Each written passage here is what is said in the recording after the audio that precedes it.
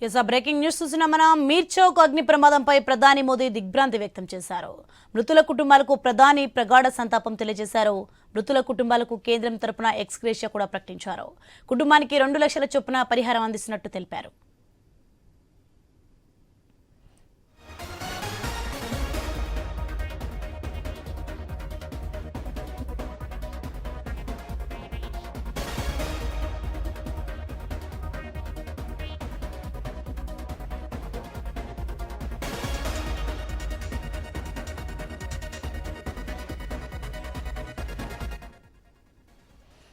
మీర్చౌక్ అగ్ని ప్రమాదంపై ప్రధాని మోదీ దిగ్భ్రాంతి వ్యక్తం చేశారు.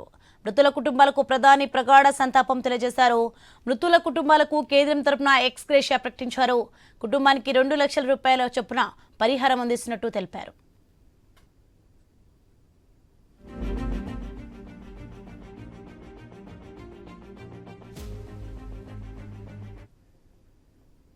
ఇక హైదరాబాద్ మీర్చౌక్ అగ్ని ప్రమాదంపై మాజీ మంత్రి హరీష్ రావు దిగ్భ్రాంతి వ్యక్తం చేశారు.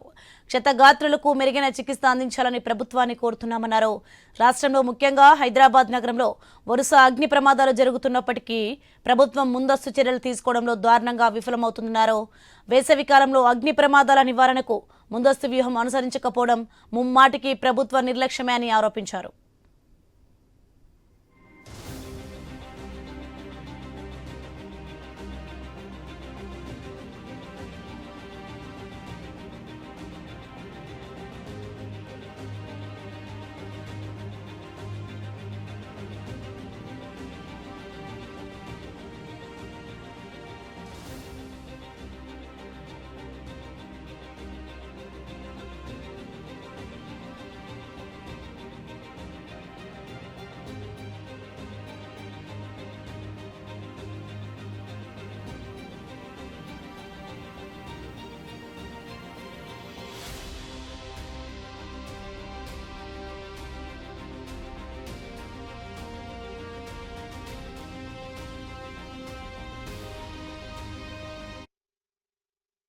రెడ్డిక అగ్ని ప్రమాదానికి సంబంధించి మరిన్ని వివరాలు సంఘటనా స్థలం నుంచి మా ప్రతినిధి లైవ్ ద్వారా అందిస్తారు. స్వామి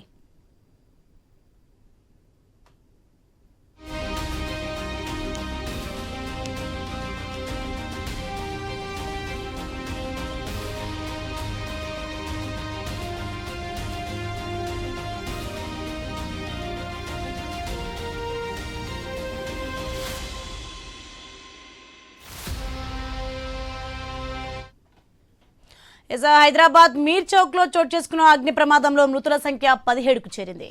స్పాట్ లో 3 మరణించగా చికిత్స పొందుతూ మరో 14 మంది మరణించినట్టు తెలుస్తోంది. పాత భవనాలు కావడంతో ఫైర్ సేఫ్టీ లేదు. భవనం గోడలు పగులకొట్టి ఫైర్ సిబ్బంది మంటలార్పేసి రక్షణ చర్యలు చేపట్టారు. ఇక భవనంలో ప్రమాద సమయంలో 8 కుటుంబాలకు చెందిన 30 మంది ఉన్నట్టు తెలుస్తోంది. అయితే ప్రభుత్వం మాత్రం ఇప్పటివరకు 8 మంది మృతి చెందినట్టు చెబుతోంది.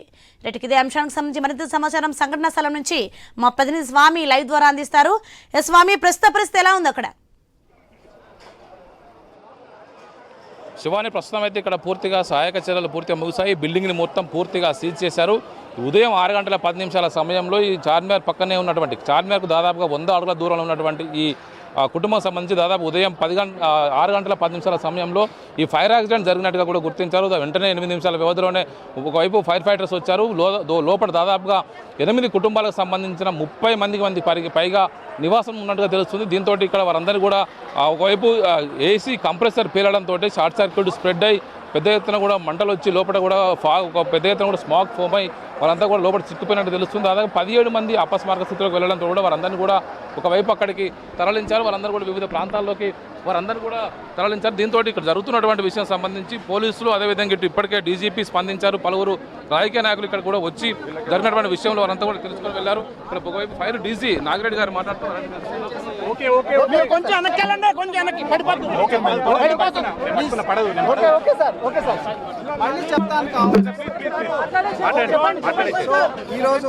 ఈరోజు ఉదయం గుల్జార్ హౌస్ దగ్గర ఉన్నటువంటి కృష్ణా పర్ల్స్ షాప్కి సంబంధించిన రెసిడెన్షియల్ కాంప్లెక్స్లో మంటలు రావడం జరిగింది. మార్నింగ్ 6:16కి 6:16కి ఫైర్ కాల్ వచ్చింది. ఇమీడియట్గా మొగల్పురాకు సంబంధించినటువంటి ఫైర్ టెండరు దాని తర్వాత ఇమీడియట్గా 11 ఫైర్ టెండర్స్ వచ్చి ఇక్కడ మంటలు ఆపడం జరిగింది. ఈ మొత్తం ఇన్సిడెంట్లో అంటే జరిగిన కారణం అయితే మెయిన్స్ దగ్గర షార్ట్ సర్క్యూట్ అని చెప్తున్నారు. ఎందుకంటే అక్కడ ఉన్నటువంటి 2 షాపులు కూడా కంప్లీట్గా కాలిపోవడం జరిగింది. ఈ మధ్య కాలంలో వాళ్ళు చెప్పిన దాని ప్రకారం మొత్తం కూడా వుడెన్ ప్యానెల్ తోటి డెకరేట్ చేసినారని చెప్తున్నారు. షార్ట్ సర్క్యూట్ వల్ల ఈ యొక్క వుడెన్ ప్యానెల్స్ అన్ని కాలి మంటలు బాగా వ్యాప్తి చెందడం జరిగింది. సో ఫస్ట్ ఫ్లోర్లో ఉన్నటువంటి 17 మందిని మన వాళ్ళు ఆక్సిజన్ మాస్క్లు అవి వేసుకొని రెస్క్యూ చేయడం జరిగింది. బేసికలీ వాళ్ళందరినీ కూడా హాస్పిటల్స్ పంపించారు, వివిధ హాస్పిటల్స్ తర్వాత డీటెయిల్స్ ఇస్తాము.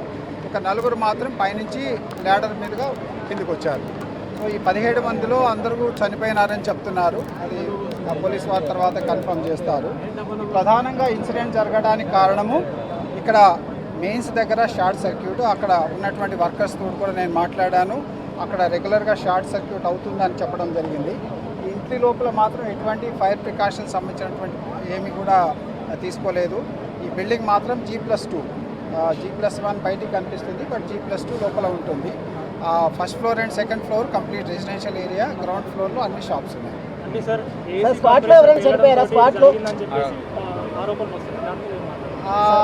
అంటే అక్కడ పరిస్థితి చూస్తే ఏసీ కంప్రెసర్ పేరడం కాదు, షార్ట్ సర్క్యూట్ లాగానే కనిపిస్తుంది. అంటే సో ఇక్కడ మెయిన్ రోడ్ నుంచి మీరు చూస్తుంటారు, మెయిన్ రోడ్ నుంచి లోపలికి ఉంటుంది, చిన్న సొరంగం లాగా ఉన్న ప్లేస్లోంచి పోతే అక్కడ లోపల ఇళ్ళు ఉంటాయి. ఈ లోపల మొత్తం ఫస్ట్ ఫ్లోర్ పోయేది ఓన్లీ 1 మీటర్ స్టేర్ కేస్ మాత్రమే ఉంది. సో లోపల ఉన్నటువంటి ఇన్మేట్స్ రెస్క్యూ అయ్యేదానికంటే తప్పించుకునే మార్గమే లేదు. సో ఇది ఏంటంటే పాతకాల బిల్డింగు, అప్పుడు ఉన్నటువంటి నామ్స్ ప్రకారం కట్టి ఉంటారు. సో ఫైర్ ప్రికాషన్స్ ఏమాత్రం లేవు కాబట్టి పెద్ద ఇన్సిడెంట్స్. సార్, కేంద్ర మంత్రి కిషన్ రెడ్డి ఒక ఆరోపణ చేశారు. దాని మీద మీరు మాట్లాడాల్సిన అవసరం ఉంది. ఎందుకంటే అగ్ని ప్రమాదం జరిగినటువంటి వెంటనే ఆయన రాలేరు. అగ్ని ప్రమాదం జరిగిన వెంటనే అగ్నిమాపక శాఖ రాలేదు. సో దాంతో క్యాజువాలిటీస్ పెరిగాయని ఆయన ఆరోపించారు.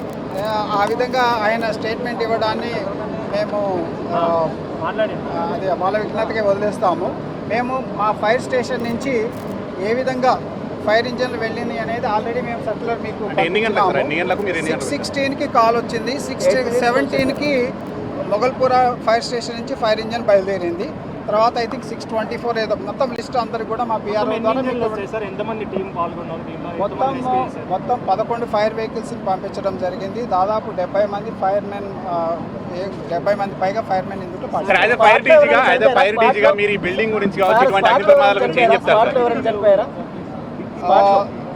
అంటే మనం అక్కడ చెక్ చేయలేదు, ఇమీడియట్గా హాస్పిటల్ పంపించడం జరిగింది. పాసిబిలిటీ ఉంది. ఫైర్ డీజీగా ఈ బిల్డింగ్ గురించి, అగ్ని ప్రమాదాల గురించి మీరు ఏం చెప్తారు సార్? సో ఇది ఏంటంటే యాజ్ ఎ ఫైర్ డీజీ ఈ యొక్క డిపార్ట్మెంట్కి కొంతకాలం నుంచి గమనిస్తున్నాము, ప్రజల యొక్క తీరును కూడా అబ్జర్వ్ చేస్తున్నాము. సో ఇటువంటి ఫైర్ జరిగినప్పుడే జనం అందరూ కూడా చాలా ఏమంటారు ఫైర్ ఇన్సిడెంట్స్ జరగడంతో ఇబ్బంది అవుతుందని చెప్తున్నారు. ఎప్పుడు కూడా ప్రతి ఒక్కరు కూడా ఫైర్కి సంబంధించినటువంటి ప్రికాషన్స్ తీసుకోవాలి. ఎప్పుడు ఎవరి ఇంట్లో ఏ విధంగా మంటలు వస్తుందని చెప్పడం కష్టము. నేషనల్ బిల్డింగ్ కోడ్ ప్రకారం ఫైర్ ప్రికాషన్స్ ప్రతి బిల్డింగ్లో తీసుకోవాల్సి ఉంటుంది. ముఖ్యంగా మిక్స్డ్ ఆక్యుపెన్సీ అంటే కింద షాపులు లేకపోతే బిజినెస్ ఉండి పైన ఇల్లు ఉన్న ప్లేస్లలో ఖచ్చితంగా షాపులలో ఈ యొక్క ఫైర్ డిటెక్టర్స్ కానీ స్మోక్ డిటెక్టర్స్ కానీ స్మోక్ అలారమ్స్ పెట్టుకోవాల్సి ఉంటుంది. ఈ ప్రమాదంలో అసలు ఎందుకు బయటకు రాలేకపోయారు వాళ్ళు? అసలు ఎలా చనిపోయారు వాళ్ళు అసలు ఈ ఘటన? సో ఈ ప్రమాదంలో మొత్తం ఎంట్రన్స్ కూడా మీరు బయట నుంచి చూసేటటువంటి 2 మీటర్ల ఎంట్రన్స్ ఉన్నది. అది పూర్తిగా స్మోక్ తోటి మంటలతోటి నిండి ఉన్నది. దాంతోపాటే ఫస్ట్ ఫ్లోర్ పోయేటటువంటి ఏదైతే యాక్సెస్ ఉన్నదో అది ఓన్లీ 1 మీటర్ సైజ్ ఉన్నటువంటి స్టేర్ కేస్ మాత్రమే. Nobody can escape from that. అంటే సమాచారం అసలు ఎట్లా వచ్చింది సార్? సమాచారం ఎలా వచ్చింది సార్? సమాచారం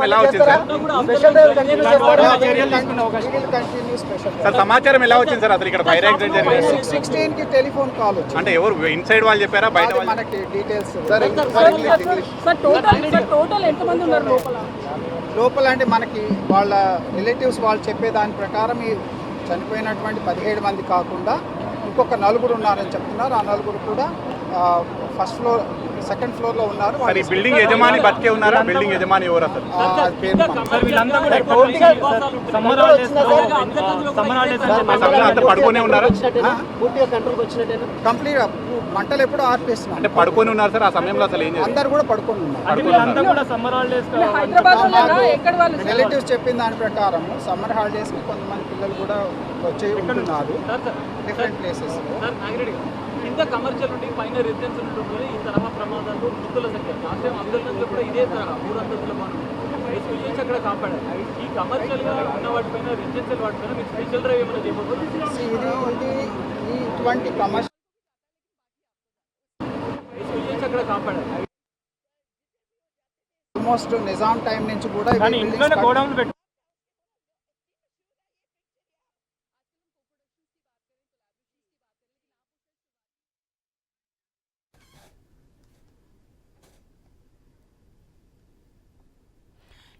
బిగ్ బ్రేకింగ్ న్యూస్ మనం చూస్తున్నాం. హైదరాబాద్ మీర్ చౌక్ లో చోటు చేసుకున్న అగ్ని ప్రమాదంలో మృతుల సంఖ్య 17కు చేరింది.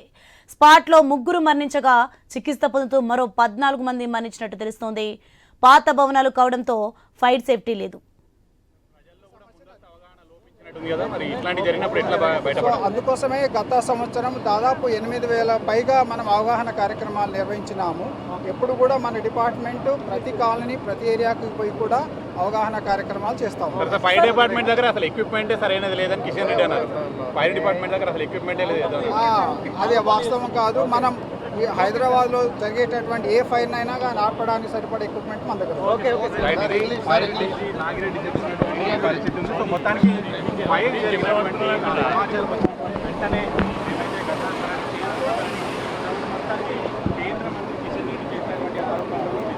మొత్తానికి అది ఇక్కడ జరిగినటువంటి సహాయక చర్యలు పూర్తయినవి. ఒకవైపు బిల్డింగ్ అంతా కూడా పూర్తిగా సీజ్ చేశారు. బిల్డింగ్లో ఉన్నటువంటి ఒకవైపు ఆ మెయిన్ ఏదైతే మనం చూస్తున్నామో ఇక్కడ నుంచే ఈ షాప్ యాక్సెస్ ఉంటుంది. మరోవైపు ఒక చిన్నపాటి గల్లీ మాత్రమే ఒకవైపు మనం చూస్తున్నాము. ఆ చిన్నపాటి గల్లీ నుంచి మాత్రమే లోపలికి కుటుంబ సభ్యులు వెళ్ళేటువంటి యాక్సెస్ ఉంటుంది. అక్కడి నుంచే వారంతా కూడా కుటుంబ సభ్యులు వెళ్తారు. దాదాపుగా 2 ఫీట్ల నర ఉన్నటువంటి ఆ దారి నుంచి వారంతా కూడా లోపలికి వెళ్ళి బయటకు వస్తుంటారు. దీంతో వారందరూ కూడా సకాలంలో బయటికి రాలేక లోపల పెద్ద ఎత్తున కూడా దానికి సంబంధించి ఇబ్బంది పడ్డట్టుగా కూడా తెలుస్తుంది. మొత్తం నగర వ్యాప్తంగా కూడా ఈ మొత్తం ఫైర్ యాక్సిడెంట్ అనేది కూడా ఇప్పుడు సంచలనంగా మారింది. అనేక మంది కూడా ఇందులో ఇప్పటికే గాయపడి మృత్యువాత పడ్డారు. మనతో పాటు మన ప్రత్యక్ష సాక్షి ఎవరు ఉన్నారో వాళ్ళు అడిగి తెలుసుకునే ప్రయత్నం చేద్దాం. ఒకవైపు మొత్తం చెప్పండి బ్రదర్, ఎంతమందిని మీరు రెస్క్యూ చేశారు? కితనే లోग आप पूरे बाहर लेके आया?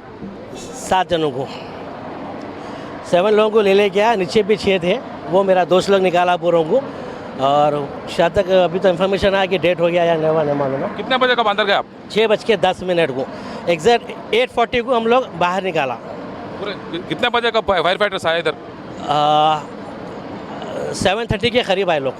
वो टाइम पे आ गया. बस वो आँच बहुत रहने की तरफ से अंदर आप अंदर गए का पूरा हालत कैसा है? अंदर का हालत बहुत बुरा था. अंदर बहुत आँच फाइबर बहुत था. तो उसमें हम लोग संभला नहीं. हम लोग भी 1 घंटा वेट करा ऊपर. थोड़ा संभलने के बाद में हम लोग नीचे उतरा तो थोड़ा वो पानी से पूरा लोग हेल्प करा. पूरा ये हुकूमत वो करने की तरफ से एक दरवाज़ा हम लोग खोले, तोड़े, मार के तोड़े. उसके ऊपर तुड़ावा भी है वो. उसके अंदर पूरे लपट के डेड हो गया ऐसा. पूरा कितना लोग अंदर जाना? पूरा 7 थे फर्स्ट फ्लोर पे. सेकेंड फ्लोर पे 6 थे बस. बाकी के नीचे का मेरे को नहीं मालूम. आने का रास्ता का कोई नहीं है ना? यहाँ से था मगर यहाँ से जाने से थे. आज बहुत था ना तो पीछे से गए हम लोग. पीछे से शटर तोड़ के करके हम लोग घुस के गए अंदर. वो उसका ओनर भी साथ था हमारे. हम लोग पूरे मिल के गए. और चारमीनार के सलगर साहब भी थे, वो लोग भी थे साथ में. पूरा मिल के हेल्प करा समझो, मगर बचा नहीं सका. बस बच्चे लोग था छोटा, बचा नहीं सका किसी को. कितने साल से इधर रहते आप? मेरा इधर ही से बचपन इधर ही से पूरा ओल्ड सिटी का है. मेरा बेंगल्स का इधर बाजू कारोबार है, बेंगल्स का है. इतना हालत पूरा कब तक नहीं है ना? भाई फर्स्ट टाइम देखा ऐसा हालत पूरा. और हम लोग भी सोचा नहीं, बस हम लोग चले गया. बस बेबी है बोल के हम लोग चले गया भाई. ओल्ड सिटी में एक दूसरे की हेल्प कर लेते हैं भाई. बस शांति है, सुकून है. एक दूसरे को कोऑपरेट करके चले आते हैं हम लोग. अब वो लेडी बोला, अक्का बोला भाई तुम भैया पहले जाओ, बोलते हम लोग चले गया भाई. बस बस अफसोस बचा नहीं सके उन लोग को। చూస్తున్నాం చాలా మందిని ఇక్కడ ఉదయం ధరణ వెంటనే ఇతను దగ్గర ఉండి కూడా పూర్తిగా అందరినీ రక్షించడం కోసం ప్రయత్నం చేశారు. ఒకవైపు ఫైర్ ఫైటర్స్ వచ్చే లోపు వారొక వైపు స్థానికులు ఒకవైపు పూర్తిగా ఫైట్ చేసి లోపల ఉన్నటువంటి 30 మంది కుటుంబ సభ్యులు దాదాపు 17 మంది వారందరూ కూడా అపస్మారక స్థితిలో వెళ్ళడంతో వారందరూ కూడా ఇక్కడ నుంచి ఆసుపత్రులకు తరలించారు. వారంతా కూడా చికిత్స పొందుతూ పలువురు మరణించడం తెలుస్తుంది. ఇప్పటికే దాదాపుగా 10-12 మందికి సంబంధించినటువంటి డెత్ విషయంలో ప్రభుత్వం కన్ఫర్మ్ చేసింది. మృతదేహాలన్నీ కూడా ఉస్మానియా మార్చులకు తరలిస్తారు. మనం చూస్తున్నాం మొత్తానికైతే చార్మినార్ పరిసర ప్రాంతాల్లో ప్రతిసారి కూడా ఇదే పెద్ద ఎత్తున కూడా ఇక్కడ ఇలాంటి పరిస్థితి నెలకొని ఉంటుంది. ఒకవైపు ఇవే వారి వ్యాపార సముదాయం అదే ఉంటుంది, అందులోనే వాళ్ళు నివాసం ఉంటున్నారు. కొంత స్థలం ఉంటే దాన్నే గోడౌన్గా స్టోర్గా వాడుకుంటూ ఉంటుంటారు. ప్రతినిత్యం కూడా ఇక్కడ జరిగినటువంటి ఇక్కడ వందలాది మంది వేలాది మంది టూరిస్టులు వచ్చిపోతూ ఉంటుంటారు. మనం చూస్తున్నాం ఇక్కడ నుంచి చార్మినార్ జస్ట్ 100 అడుగుల దూరంలోనే చార్మినార్ ఉంటుంది. ఇక్కడ పెద్ద ఎత్తున కూడా ఒకవైపు ముత్యాల సంబంధించినటువంటి వ్యాపారాలు జరుగుతుంటాయి. హైదరాబాద్ నగరం అంటేనే ముత్యాలకు ప్రసిద్ధి. చూస్తున్నాం ఇది కూడా కృష్ణ పిఎల్స్, ఒక విధంగా మోడీ పిఎల్స్ అని చెప్పేసి 2 కుటుంబాలకు సంబంధించిన వ్యాపార సముదాయం. ఒకవైపు ఇక్రమ్ జ్యువెలర్స్ అని కూడా మరొక జ్యువెలర్స్ ఇందులో ఉన్నది. ఈ కుటుంబ సభ్యులందరూ కూడా ఒకే నివాసంలో ఒకే 2 ఫ్లోర్లలో వారంతా కూడా నివసిస్తూ ఉంటున్నారు. ఈ ఫైర్ ఒకవైపు దీనికి సంబంధించి ఒకవైపు ఇందులో ఏసీ సంబంధించినటువంటి బ్యాగ్తో ఉన్నటువంటి అది ఒక బ్లాస్ట్ కావడంతో కూడా ఫైర్ యాక్ సంబంధించిన ఏర్పాటు జరుగుతుంది. ఇందులో భాగంగానే ఒకవైపు షార్ట్ సర్క్యూట్ అయ్యే మంటలంతా లోపలికి వ్యాపించి పొగలు అల్లుకోవడంతో లోపల ఉన్న వారంతా కూడా ఊపిరి ఆడక అపస్మారక స్థితిలోకి వెళ్ళినట్టుగా తెలుస్తుంది. దీంతో ఒక్కసారిగా వారందరూ కూడా కాపాడలేకపోయారు. పెద్ద ఎత్తున కూడా మంటలు చెలరేగడంతో కూడా కుటుంబ సభ్యులతో ఎవరు బయటికి రాలేక ఒకే ఒక యాక్సెస్ ఉండడంతో కూడా వాళ్ళు బయటికి రాలేక చిక్కుపోయారు. 2 వైపులో కూడా షట్టర్లు ఉండడంతో కూడా మరో చిన్న షట్టర్ను ఓపెన్ చేసి స్థానికులు లోపలికి వెళ్ళి ఫైర్ ఫైటర్స్కి సహాయం అందించారు. ఆ తర్వాత గాయపడ్డ వారందరూ కూడా ఇక్కడ నుంచి వివిధ ప్రాంతాల్లోకి తరలించి వారిని కాపాడడం కోసం సహాయశక్తుల ప్రయత్నం చేసినప్పుడు కూడా చాలామంది చిన్నపిల్లలు, మరోవైపు కుటుంబ సభ్యులతో దాదాపు 17 మందికి పైగా ఇప్పుడు మృత్యువాత పడడం జరుగుతుంది. ప్రభుత్వం ఇంకా అధికారికంగా లెక్కలైతే ప్రకటించాల్సింది. మొత్తానికైతే స్థానికులు కూడా వారికి కొంత సహాయం అందించే వారిని రక్షించే ప్రయత్నం చేసినప్పుడు కూడా అవి ఎక్కడ కూడా ఫలించట్లేదు. హైదరాబాద్ నగరంలో ఇలాంటి పరిస్థితి చాలా చోట్ల కూడా పెద్ద ఎత్తున కూడా ఇలాంటి అనేక చోట్ల కూడా ఇలా పరిస్థితి ఉన్నది. మన రీసెంట్గా బేగం బజార్ కావచ్చు, అంత అనేక ప్రాంతాల్లో కూడా పెద్ద ఎత్తున సమ్మర్ వస్తుందంటేనే పెద్ద ఎత్తున కూడా ఫైర్ యాక్సిడెంట్లు కామన్గా జరుగుతూ ఉంటాయి. దీంతో వారందరినీ కూడా రక్షించడం కోసం స్థానికులు ప్రయత్నం చేస్తారు. ఫైర్ సిబ్బందితో 10 సంవత్సరం ముందుగానే పెద్ద ఎత్తున కూడా అవేర్నెస్ కార్యక్రమం ఏర్పాటు చేసి వారిని రక్షించడం కోసం ప్రయత్నాలు చేస్తున్నప్పుడు కూడా ఈ పెద్ద ఎత్తున కూడా అగ్ని ప్రమాదాలు చోటు చేసుకొని 10ల సంఖ్యలో జనం ప్రాణాలు పోవడానికి కారణమవుతున్నాయి.